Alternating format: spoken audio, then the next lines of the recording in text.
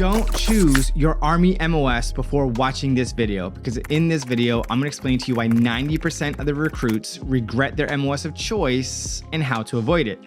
Choosing your military occupation specialty, or your MOS as we refer to it in the Army, is crucial for your Army career and life post-service. This decision impacts not just the next few years, but potentially your entire future. Many recruits are lured by a quick bonus.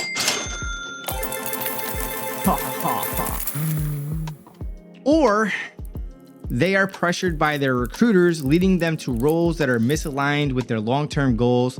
And this is a critical mistake, especially for those who are joining the regular Army, which is full-time.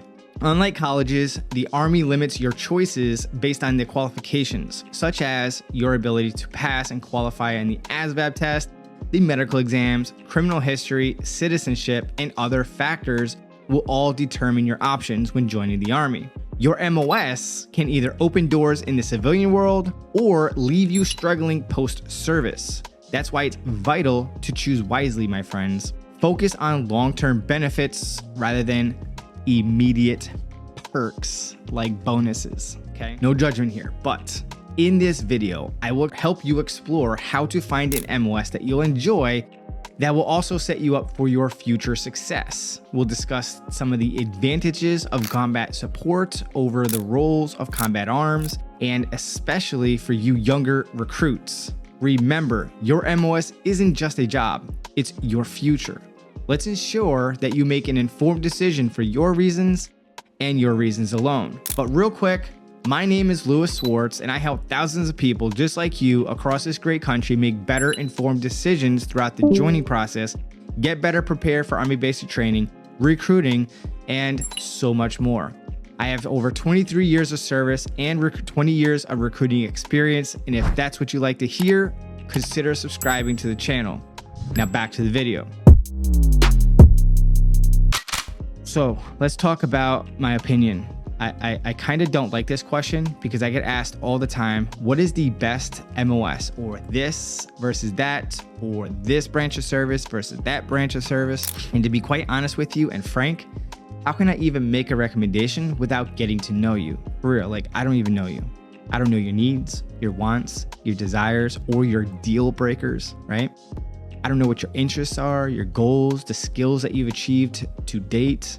I don't know what your ASVAB scores are, if you've passed a medical exam or require a medical or moral waiver. I'm just some guy online that's just trying to help you make better decisions for your reasons and your reasons alone. Be careful when talking to someone who's currently serving in the military or previously served in the military, or someone like me, quote unquote, an influencer online. Now, me personally, I don't think I am an influencer. I consider myself an Army content creator or an Army YouTuber. And as a byproduct of posting informative content to help you navigate the joining process and so much more, is influencing. So with that being said, don't choose your MOS for a bonus, all right? As fast as you get the money is as fast as it leaves, all right? For what, right? Spending years in a job that you would not have picked in the first place? Money isn't that important. I mean, it's right up there next to oxygen and you need it to survive, but it's not the end all be all. Choose wisely, my friends.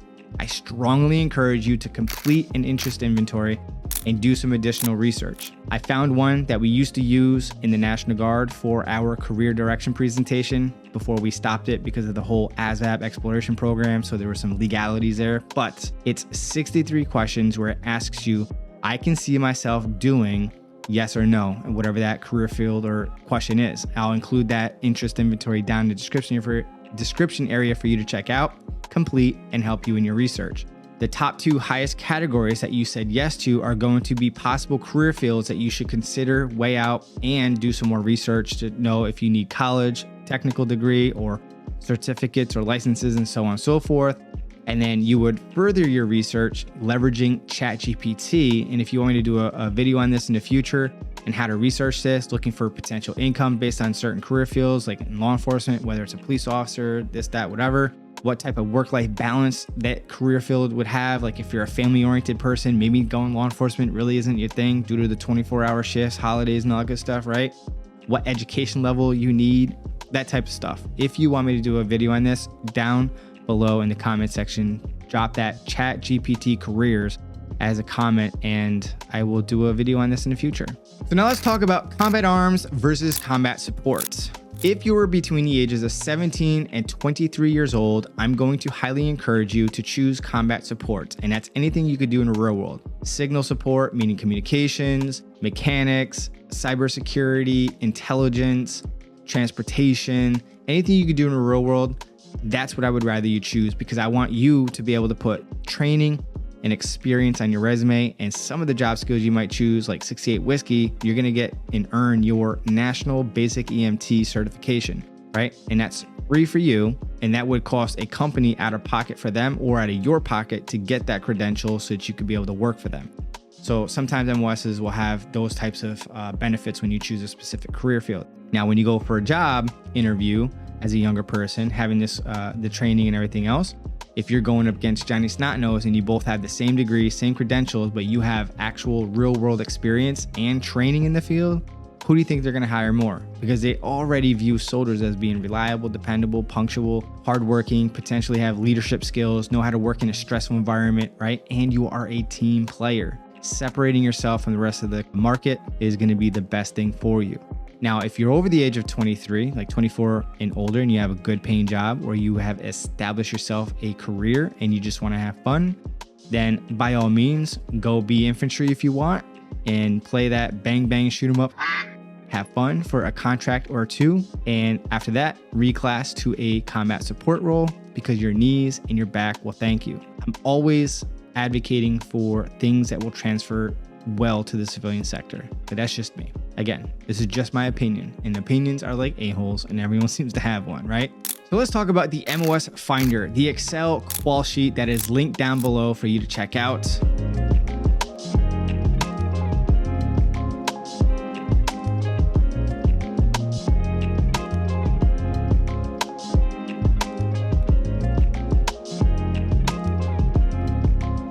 Real quick, regular Army versus Guard and Reserve. I'm going to talk to you about the importance of choosing the right MOS. If you're going regular Army, MOS is extremely important, probably more critical than going Guard or Reserve, for the simple fact that you're going to be doing this job for the next 4 years, 2 to 4 years, full time. Whether you like it or not, there's no 2-week notice, there's no resignation, in there like swimwear for 2 to 4 years until your contract is up. Versus going Guard or Reserve, which if you don't like it, you're only dealing with it 1 weekend per month and 2 weeks out of the year. And at the end of your contract, you can, just like regular Army, you can negotiate and change and reclass your job to something else that's different. And when you're Guard or Reserve, half the time you're not even doing your job anyway, unless it's annual training or you're going through some sort of field training and exercise.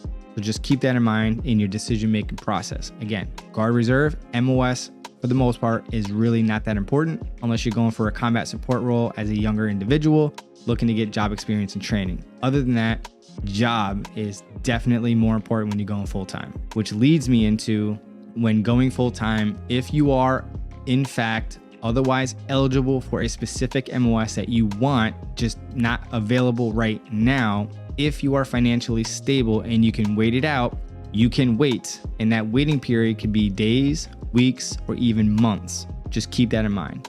Now, if you're going Guard or Reserve, some other things that you need to decide or factor into your decision-making process is travel distance to your unit. The region that you're in could be several hours. It could be a state or two over. It could be across country. If you're going Reserve, Guard, you're going to be restricted to your state. So it may just be a couple hours, give or take, but it's going to be restricted to your area. So factor that into your decision-making process. Me as a recruiter, I'm going to show you every possible MOS that you're otherwise qualified for that's within a reasonable travel distance. If you do have a driver's license, whatever, but you're going to give me a list of most interested to least interested. And my job is to get one of your top 3 choices, preferably the top one. Most of the time it's your top one, if not sometimes your second one, but we'll see what we can do. Now let's talk about line score waivers. Now we as recruiters can add up to 5 to 10 points extra for each line score to help you qualify for more MOSs or options. But I'll throw a list of MOSs that do not authorize a line score waiver 99.9% of the time. This is a telephonic line score waiver. 5 points or less can be done same day for the eligible MOSs. There are some exceptions to that rule, providing that you've obtained a degree in the field of study, licenses or certificates, and or work experience in the field relating to the MOS of interest that you do not have the line scores for. The schoolhouse reserves the right to allow or deny these line score waiver requests. Line score requests of 5 points or more in the schoolhouse require a few days to a week to allow the schoolhouse to review and determine whether or not to approve your line score waiver request. For some reason, active duty recruiters have told me, along with some of their newly enlisted soldiers, that at time of enlistment, they were told that they could not request a line score waiver. We in the National Guard follow the same exact rules, and we do it all the time. So I don't know why that is, but take that with a grain of salt. But again, these are recruiters and newly recruited people that have shared this with me in my DMs. But with that being said, if you didn't know, now you know. Let's break down the ASVAB test.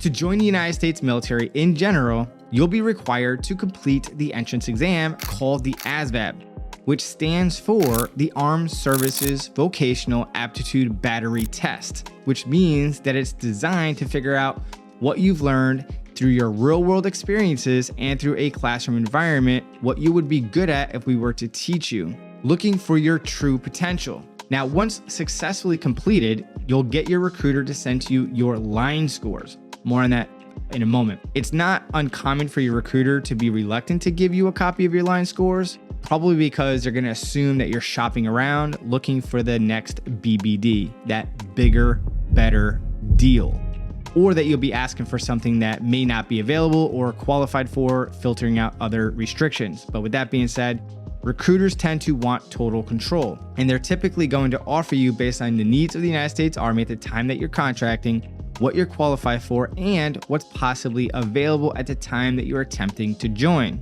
Because of this, you may qualify for more options and you just don't know it. That's why I come in here to help you out. So let's briefly break down the ASVAB test.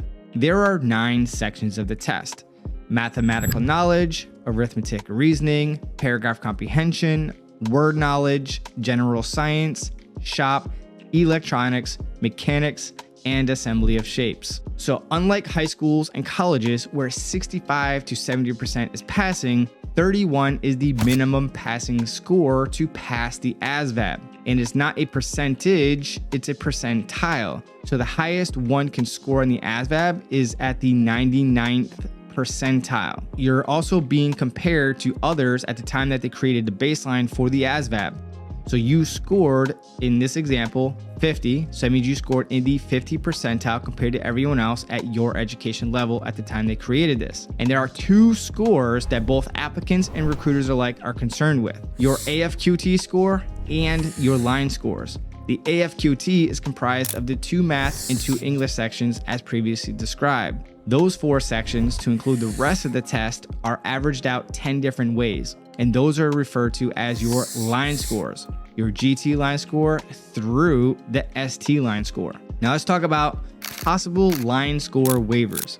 Later in this video, I'll be walking you through an Excel sheet that will determine what you're eligible for based on your test results, citizenship, and driver's license alone, not filtering out anything else. But I'll link that down below in the description for you to check out at a later time. Now, it's the same Excel sheet that we recruiters use on a regular basis, but our document is a live document that automatically receives real-time updates to the requirements for each MOS or opportunity. The version that I've linked down below is providing you a ballpark idea of what you're eligible for, but that's subject to change, and your recruiter will verify at that time that you're getting ready to contract. Now, keep in mind, your recruiter is going to filter out your options based on your citizenship, moral history, negative financial history, medical history, driver's license, your ability to qualify for a secret or top secret clearance, and more. However, if you are looking to go Guard or Reserves, you're also going to be factoring in the geographical region, the types of units in your area, travel distance to and from your potential units, and more things will also impact your options, and your recruiter will discuss those with you. All right. So let's talk about my final thoughts. And I want to leave you with this.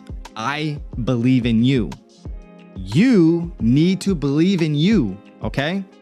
You should believe in you. And even if you're down to your last freaking dollar, always bet on yourself.